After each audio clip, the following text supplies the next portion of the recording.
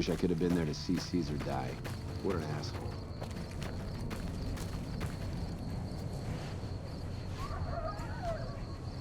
Thanks again for looking into my missing... With business booming like it is, and considering I'm the only person with medical experience in the camp, I could perhaps use a hand. Do you have any medical experience? Excellent. As you can see, we have a lot of injured troopers here, and I haven't had time to look at all of them yet. Since you have some medical experience, I'd like you to examine them and see what you can do to treat them.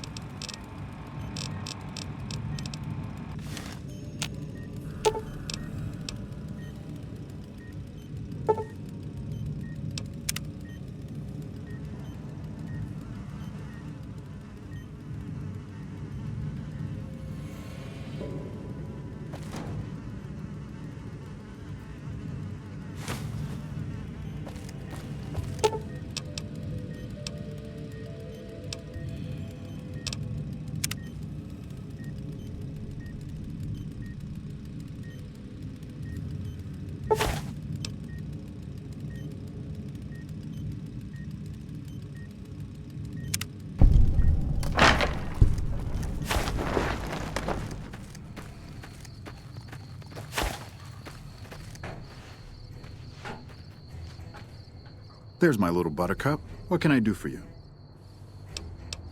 Excellent job. Where'd you learn to do all that? I don't think I could have done much better myself. Very impressive. As for the men, they'll recover soon and be back on the front lines in no time. Huh, the circle of life. I'll send word to Major Politely about your work here. Once again, you have my sincerest thanks.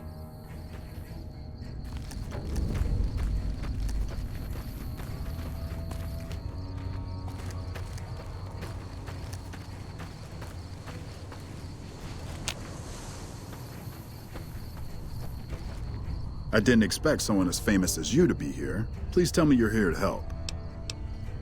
Dr. Richard said you did a good job in there. That's mighty high praise coming from him. Well, with that over with, and the Legion forces that Nelson defeated, we finally have some breathing room.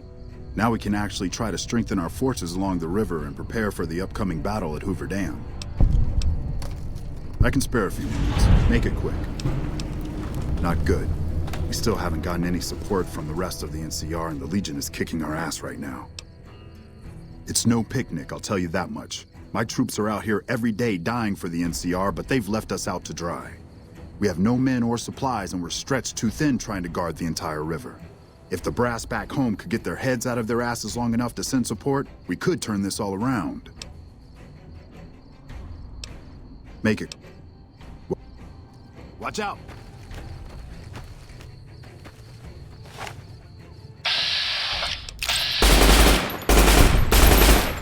Here, boss.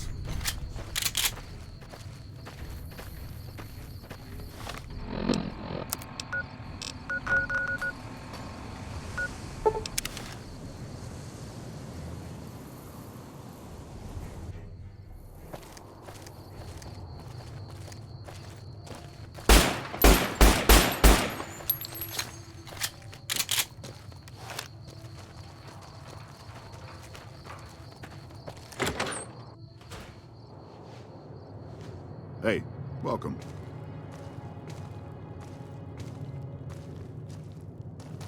What's new? Right now?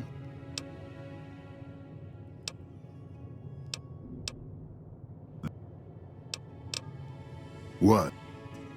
That, like what? A few.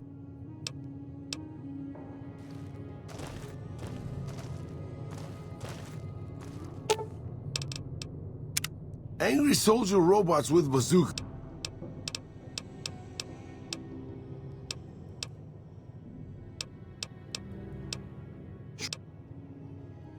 I'm not much use besides being a portable encyclopedia, really. That's nice of you to say, boss. But I'm an old man. Not much use to anybody anymore. Time was. I was a pretty good shot with a pistol. I guess I'm still half decent. These old bones aren't much use in hand-to-hand fighting, though. I can also do maintenance work on your stuff. I don't have the supplies for a real repair job, but I can keep your gear working longer. Yeah, maybe you can introduce them to me, if we find them, because I've never met one.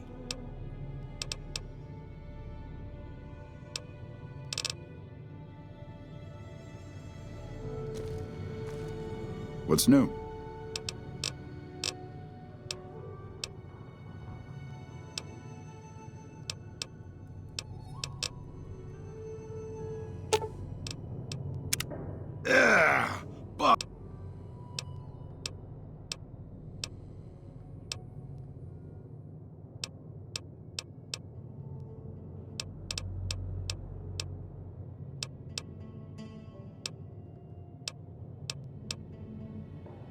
You never heard of Petro Chico?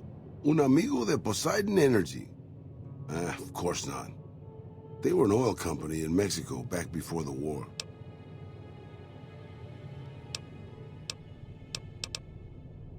Well, boss, when a giant insane super mutant asks you to stay put, you do what you're told. Well, maybe you don't. But I'm just a broke down old man. It's stupid, boss. I used to listen to the radio broadcast, just to pass the time. Well, one day the signal stopped, so I figured I'd try to find a transmitter. I'm a pretty good repairman. Or I was before my eyes started to go.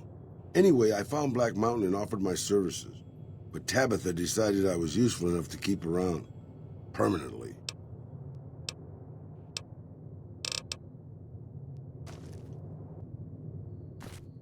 Hey, boss. Can I ask you something? What do you think of guys like Ranger Andy?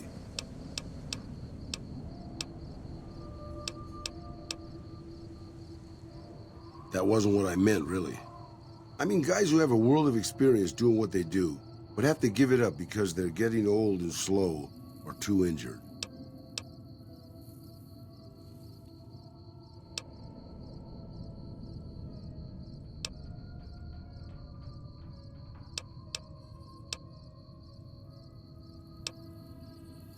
Yeah, I suppose he could still teach. Take a less active role in the world. That's not so bad. Would it surprise you to know that I used to be a gunslinging adventurer? I grew up in a place called Hidalgo Ranch, just outside Mexico City. It wasn't much, just a bit of a farm, with a house for 3 generations of Tejadas. I wasn't the best behaved kid. I was quick with my hands, with a pistol or a wrench. And I wasn't afraid to get into fights over it. I never killed anybody, but I had my share of run-ins with the police. Mostly my family kept me in line. This was before the war. We were far enough away from Mexico City when the bombs fell that we missed the worst of it. But things got bad quick. Just a few days after Mexico City was vaporized, refugees started pouring down the road to our ranch. We helped who we could, but there were so many. Eventually, my father started turning people away before we ran out of food. Things got violent. My father and I got our guns, and we drove them off. About 24 men came back in the night after we'd gone to sleep. They set fire to the ranch house and barred the doors from the outside. My whole family was trapped inside. I smelt the smoke. And I got myself and my little sister Rafaela out through a window. But everyone else, my parents, my grandmother, my 2 brothers, and 2 of my sisters, all died. Rafaela and I ran.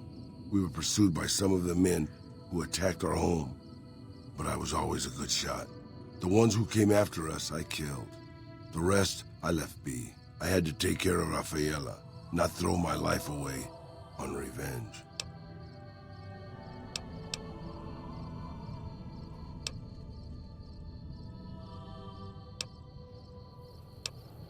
Maybe. I don't know. All I know is that for all my skills with a pistol, I couldn't help them. Anyway, that was weighing on my mind. Thanks for letting me get it out in the open, boss.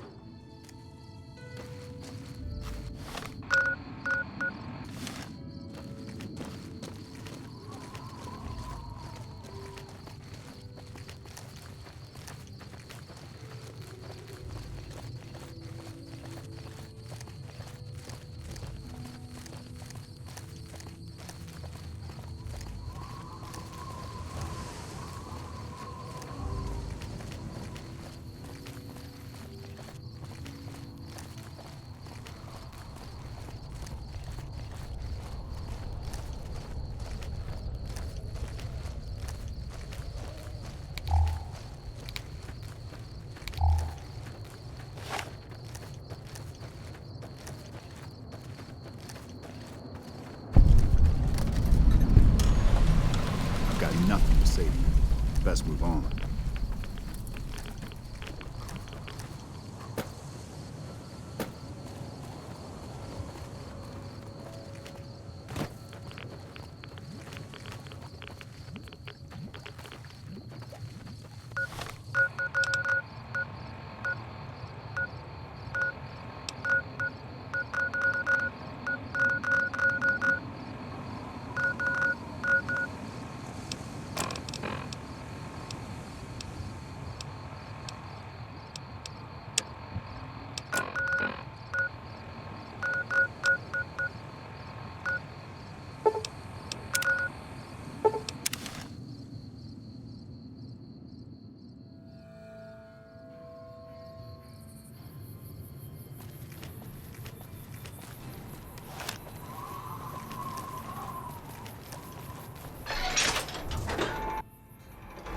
You've given us the ability to touch. Isn't that bomber a beauty? Thanks so much for making an old man's dreams come true.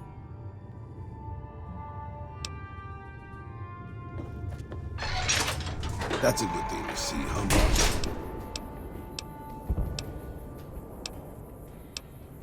That loyal guy. He's getting up there in years, but he still finds a way to make himself useful to his people. If you ask me, that's better than withering away all alone or holding on to some faded piece of glory from your past.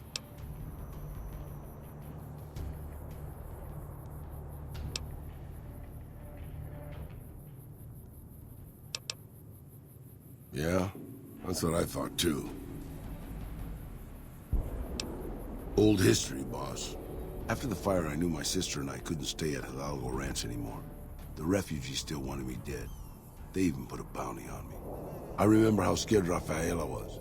I told her if she came with me, we'd see the vaqueros. She used to love the rodeo, especially the trick riders. We figured maybe we could find help in Mexico City. We were young. We didn't know what had happened, really. We didn't understand about the bombs. I don't think it was as hard hit as DC or Bakersfield, but it was bad enough. By the time we got there, the city was a radioactive ruin. Still, the city was full of looters, already forming into the beginnings of raider tribes. Crime was bad before the war, but now it was a nightmare. We were living like scavengers, scraping by on what little food we could find, always looking for medicine for my burns. And then, of course, the radiation started to kick in, turning me into this handsome devil you see before you. You're a poet of understatement, boss. But there were moments it was almost worth it. I still remember finding that novelty costume shop. I was just looking around for something I could slice up to wrap my burns when I saw the vaquero outfit hanging on the rack like it hadn't been touched. I took it, not like anybody else needed it, you know, and wore it back to our camp. Rafaela laughed, for the first time since the bombs had fallen. It was. I started to build up a legend. Sometimes it headed off trouble, but most of the times it just started more. Young punks looking to prove themselves would come looking for me, but my eyes were sharp and my guns were quick. For a while, it seemed like we might even survive there, until Rafaela. She went out to find some food one day. I was sick, so I stayed at our camp. I guess it must have been the beginning of radiation poisoning. Anyway, it was supposed to be safe, but some raiders happened to pass through where she was scavenging. I won't speak of what they did to her. When I found her body, the only way to recognize her was this funny little scar on her knee from when she was a little girl. Terrible doesn't begin to cover it, boss. I led my whole family down. First the ranch, now Rafaela. I was the last Tejada. I guess maybe I went a little crazy then. I took my guns and went back to that market. I didn't have many bullets, but I had enough. After the raiders were dead, I salvaged what I could from the store. I was tired. I just wanted to be alone forever. I left Mexico City behind. I made my way out to the Gulf Coast. Eventually, I found an old Petro Chico refinery nobody had claimed. I stayed there for a little while, and I thought a lot about my life. I thought about the guns I'd lived by, and what they'd gotten me. I decided my guns hadn't gotten me anything, and it was time to give it up. I took off the old vaquero outfit and put on a Petro Chico jumpsuit. The name tag said Miguel, so I started using the name myself. Eventually, I made it to Arizona. That's another story, boss.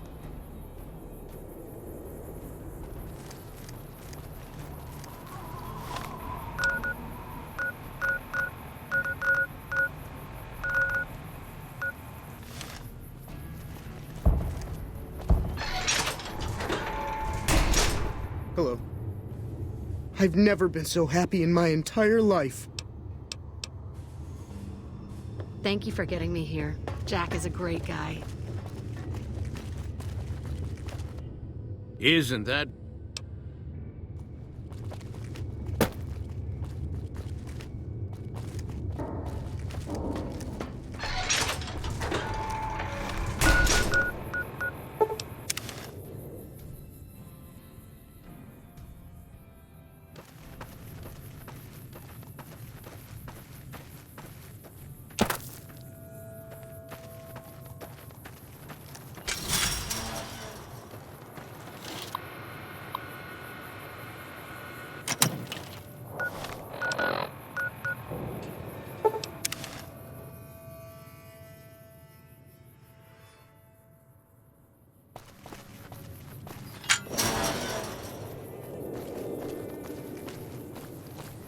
I still can't believe how you ran through that artillery barrage. Keep your head down, outsider.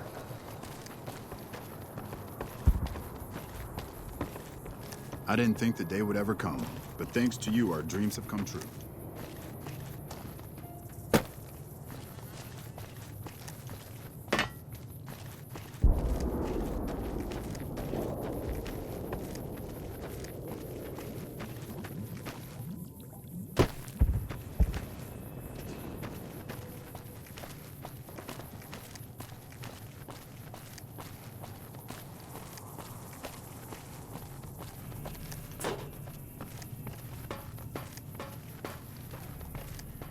Hello, friend.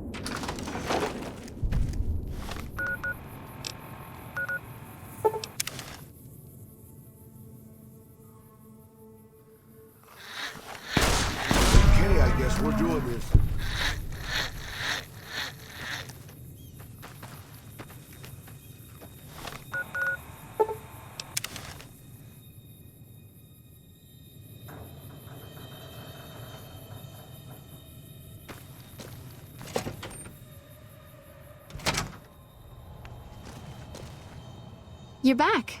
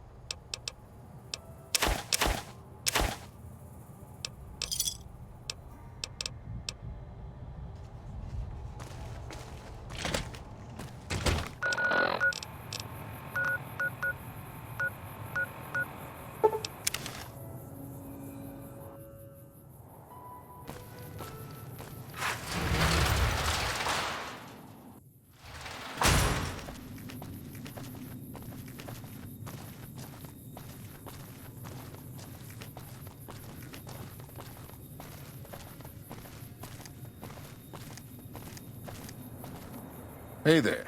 You...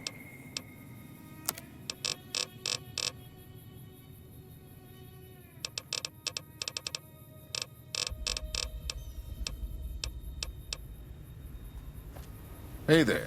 You looking...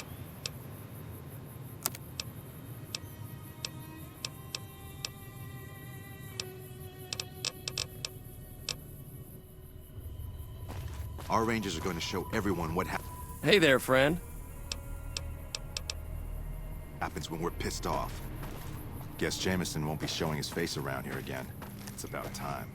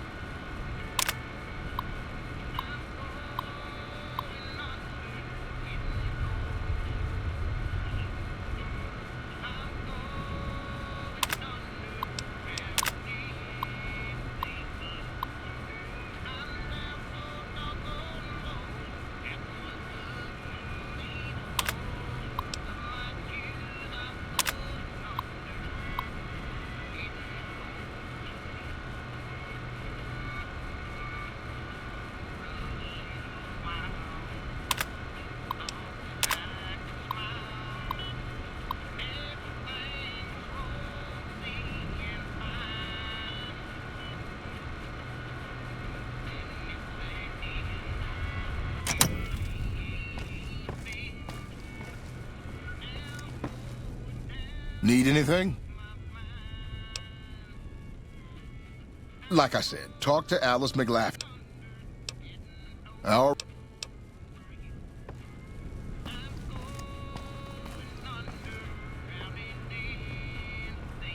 Sure, boss. The old man will crawl around in the dirt to keep hidden.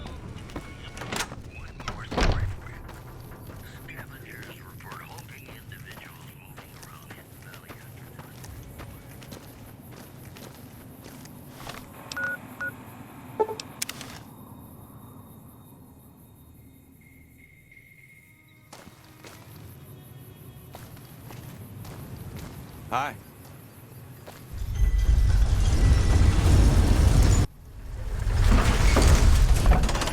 This gentleman and I were just settling on a price. I'm afraid you'll have to hire one of the others this time.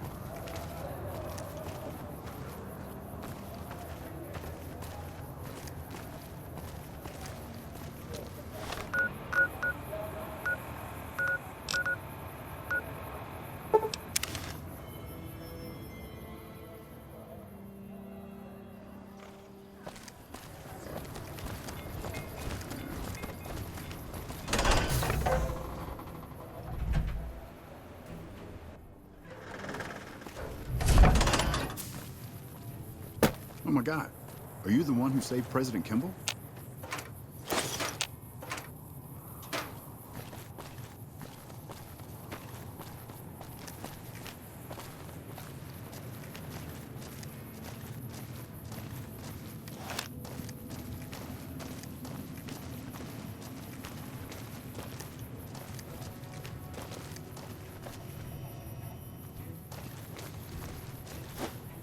Let me guess. You got work for me, right? Well, you're too late. I just quit the bounty trade.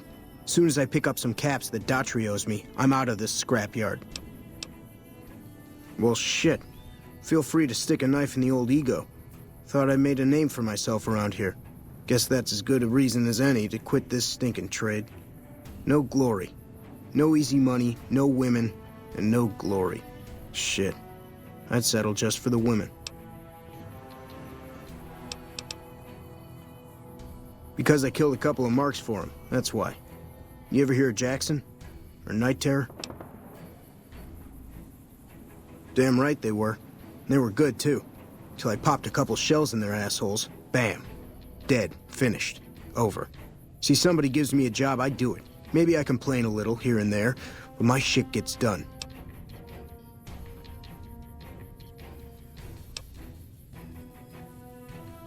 Oh, shit, I don't know. Gotta be at least a month. Longer than I last at most jobs. Oh yeah, a lot. Like before I was a bounty hunter, I worked as a caravan guard. You'd think that was a cakewalk, right? Wrong. Crazy bastards expected me to wake up at dawn. Forget it. It's about 2 hours after this guy hits the sack. And I need at least 10, 12 hours of sleep to do my job. Price of excellence. Well, hey, the field's wide open now that I'm gone. Probably lots of people looking to get in once they hear I quit. Simple. Gonna make myself some easy money. I got a plan. Once I get my caps from Daughtry, I'm going to head on over to Gomorrah and win big at cards. There's not as many people playing at Gomorrah, so that means I've got better odds of winning big. I got this figured out. See, I thought the bounty hunting trade would be easy money, but it turns out it's hard work, so screw it. Also, I ran into this Mark who was a little too tough for me. I mean, I could have taken him. But with this guy, might have cost me some bad burns or an ass rape. I'm all for risking my life, but I'm a little sensitive about my asshole.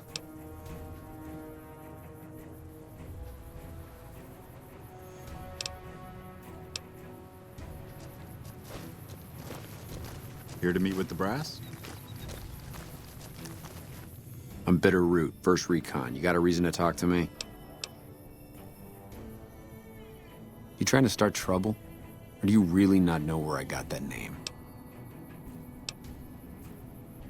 It's a con name. You know, the great cons? That's what my parents were. I figured I grew up around the bastards. They owed me a name after all they put me through. They're dead. Got themselves killed at Bitter Springs. Served them right, if you ask me. It was a massacre. That's what a lot of NCR folk will tell you. Most of them feel plenty bad about what happened. But I was there. Saw it myself. I don't care what anybody says. The cons asked for Bitter Springs. They wouldn't leave the NCR be. My damn parents, too. They were just as bad as the rest.